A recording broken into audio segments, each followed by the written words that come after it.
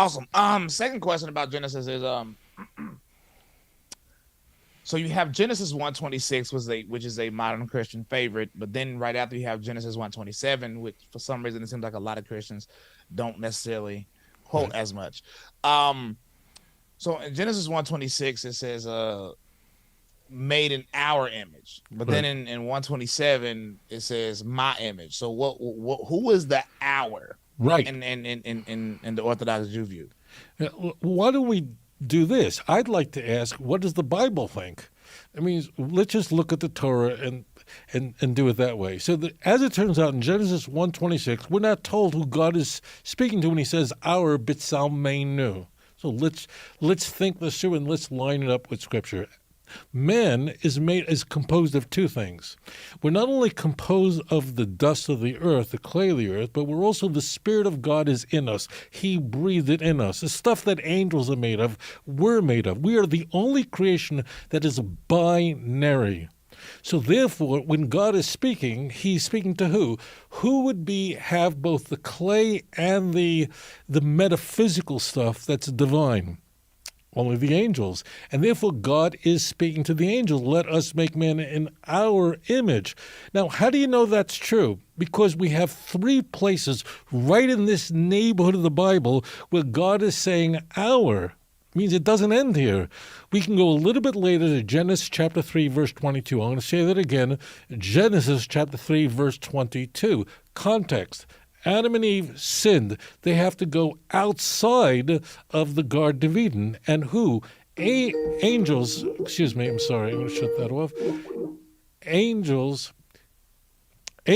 are told that they have to use swords to prevent, to block man from ever coming back into the Garden of Eden, lest he'll become like one of us. Hello, right there again. Moreover, there's one other attempt where man might try to achieve divinity, and that's in Genesis chapter 11, verse 7. What is man doing in Genesis 11? He is building the Tower of Babel. For what purpose? He's trying to rise up to heaven, to make a name for himself, and God says, let us go down to confound their knowledge.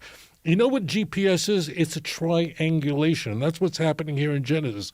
We actually have three places, it's only three places in the Bible, we have that hour, and God is speaking to angels. The point of the hour is that man is not divine, that he's not God, but man is creating the image of God. That's the nature of him. See Genesis chapter 5, verse 1. And therefore we have a divine spark, whatever that means. Every human being is creating the image of God.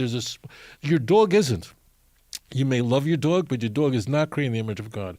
We have the tension because we're what animals are made of. Like if you have a dog, you understand him. He wants to eat. He wants to be safe. He wants to be loved. He wants to be fed. He wants to have babies.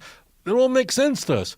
But no dog ever believed in God. No creature ever believed in God. Only mankind. So we are therefore binary. We're different than anything else. And therefore, when God comes to man, he says, let us. And it's for that reason that God doesn't say let us in any other passage. When God's creating fish, he doesn't say let us make fish, doesn't say let us make animals, let us make the star. Only man is us. If, after all, there are more than one God, if there's a hypostatic union, then why isn't us used other places? Only for man, as I say, triangulate your passages.